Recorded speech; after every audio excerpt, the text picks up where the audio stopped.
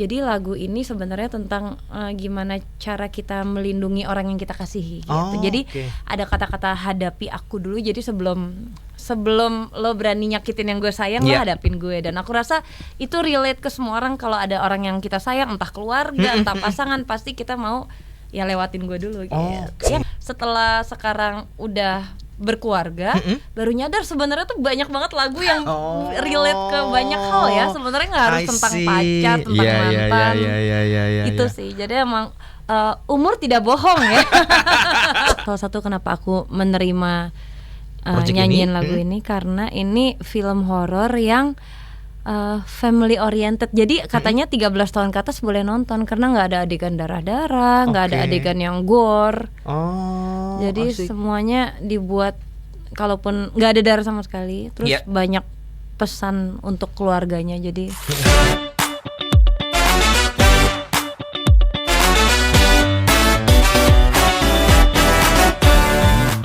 bukan nih listeners yang nemenin kamu di Jalan Sore. Di studio sudah ada Adina Rasti.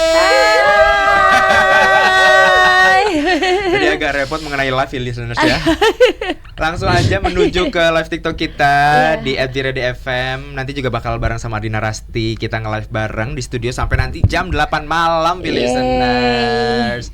Single terbaru, kok nggak salah sempat vakum dari industri musik. Iya, cuma sebenarnya tahun lalu aku sempat kesini.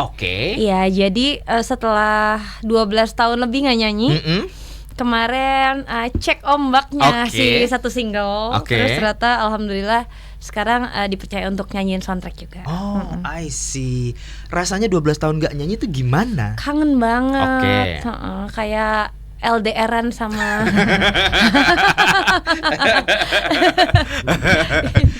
yang bikin Adina Rasti gak nyanyi selama kurang lebih 12 tahun itu ngapain? Kesibukan apa yang akhirnya ngebuat lo bener-bener ya maksudnya mungkin kalau nggak salah tetap berkarya di seni peran kan? Iya tetap. Cuma nyanyinya yang nggak kurang lebih 12 tahun itu. Iya, jadi waktu itu tuh label aku kebetulan dulu di Warner emang ada perpindahan macam-macam gitu. Jadi aku nggak lanjutin kontrak aku di sana. Terus keasikan syuting film. I see. Keasikan syuting film, udah mau nyanyi lagi, ketemu jodoh, akhirnya menikah, berkeluarga, baru sekarang. Iya benar. I see. Dan sekarang dipercaya mengisi soundtrack film horor. Iya, sekalinya muncul filmnya horor. Penunggu Rumah Buto Ijo. Iya, betul banget. Main juga nggak di situ? Enggak. Hanya mengisi soundtrack aja. Iya, karena tahun lalu tuh aku wis film horor juga. Jadi aku pengennya di tahun ini soundtracknya aja. Iya, genre yang lain aja untuk film. I see, listeners. Kalau kamu anyway yang kangen banget sama Adina Rasti dengan karya-karya di musiknya gitu ya. Karya terbarunya sudah rilis harusnya ya? Sudah ada di video klipnya, sudah ada di YouTube dan sudah bisa mendengarkan semua lagu terbaru ini di semua digital platform. Ceritanya tentang apa sih sebenarnya lagu itu? Jadi ceritanya, jadi film Buto Ijo sendiri kan diangkat dari kisah Urban Legend di mana ada Timun Mas dan Buto Ijo. Betul. Di karakter di filmnya sendiri, di film Buto Ijo ini ada Celine Evangelista. Dia tuh seorang ibu yang berusaha melindungi anaknya. Jadi lagu ini sebenarnya tentang gimana cara kita melindungi orang yang kita kasihi gitu. Jadi ada kata-kata hadapi aku dulu. Jadi sebelum lo berani nyakitin yang gue sayang, lo hadapin gue. Dan aku rasa itu relate ke semua orang. Kalau ada orang yang kita sayang, entah keluarga, entah pasangan, pasti kita mau ya lewatin gue dulu gitu. Iya sih. Lu maksud gini ya, kalau misalnya ngomong soal dari POV seorang ibu yang nggak, kalau lu mau ngapa-ngapain anak gue, lewatin gue dulu gitu kan. Iya dong. Berarti lebih mudah buat lo sekarang untuk akhirnya menginterpretasikan lagu itu dan lu menyanyikannya langsung. Bener, karena kalau dulu pas masih remaja kan pasti kalau ada cerita tentang apapun kita mengaitkannya hanya cinta kepada pasangan, pada pacar gitu kan. Setelah sekarang udah berkeluarga, baru nyadar sebenarnya tuh banyak banget lagu yang relate ke banyak hal ya. Sebenarnya nggak harus tentang pacar, tentang mantan. Itu sih. Jadi emang umur tidak bohong ya. Bukan umur, pengalaman. Ini kan berarti kerjasama ini tuh lo langsung menulis kah seperti karya-karya sebelumnya gitu atau seperti apa? Enggak, jadi ini sebenarnya satu-satunya lagu yang tidak aku ciptakan sendiri. Untuk dinyanyikan? Untuk dinyanyikan. Jadi sebelumnya tuh aku ada sekitar 21 lagu yang emang aku ciptain sendiri. Termasuk aku punya lagu EDM juga sama DJ Riri dulu. Nah ini baru pertama kali di challenge saya berani nggak nyanyi lagu orang gitu. Karena sebenarnya sebagai pencipta lagu beban bawain lagu orang. Kalau lagu sendiri kan kita salah-salahin juga nggak ada yang ngomel ya. Ya lupa-lupa lirik nggak salah kan. Kalau yang sekarang sampai akhirnya mau nggak mau gitu ya. Iya benar. Oke. Dan lucunya tuh itu tantangan dari arrangernya Mas Denny Casmala.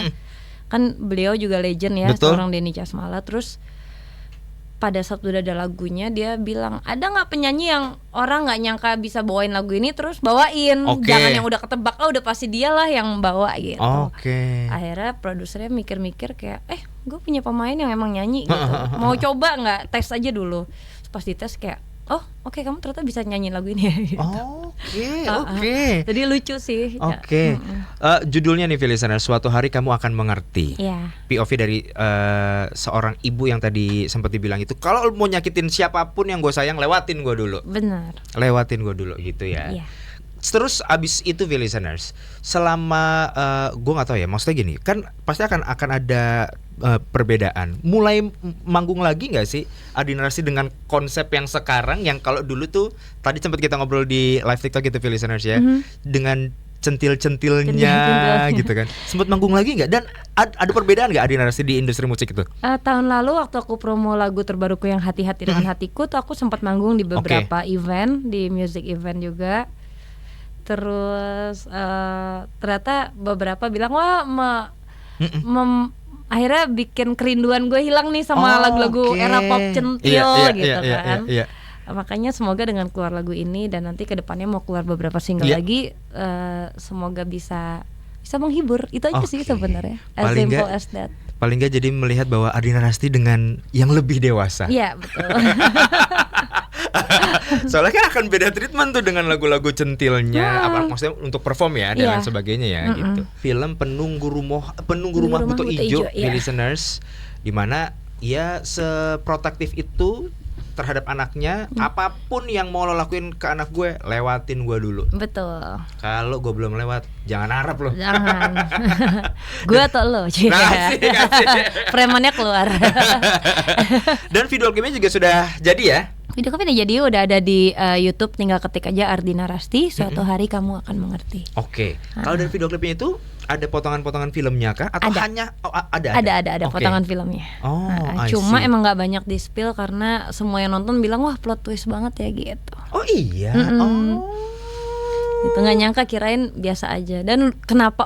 Salah satu kenapa aku menerima nyanyiin lagu ini karena ini film horor yang family oriented. Jadi katanya 13 tahun ke atas boleh nonton karena nggak ada adegan darah-darah, nggak ada adegan yang gore.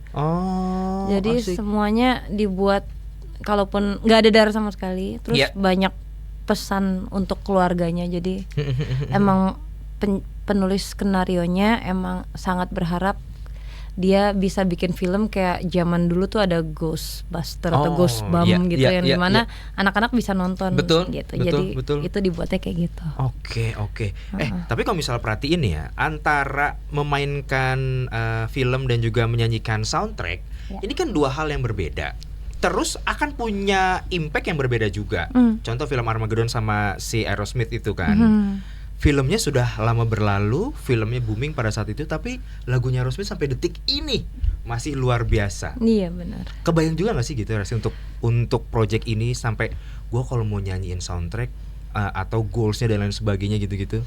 Pinginnya sih emang lagunya tetap bisa relate di kehidupan selain di film horor ini. Jadi emang kedepannya aku jujurly lagi emang pingin banget menciptakan soundtrack untuk film baru juga sekarang. Jadi terinspirasi dari ini, akhirnya sekarang lagi nyiptain juga. Nah, listeners, buat kamu yang penasaran, langsung aja menuju ke live YouTube-nya Okezone Vibes atau live TikTok @VRadioFM, masih ada di V Jalan Sore bareng sama Chris Putra.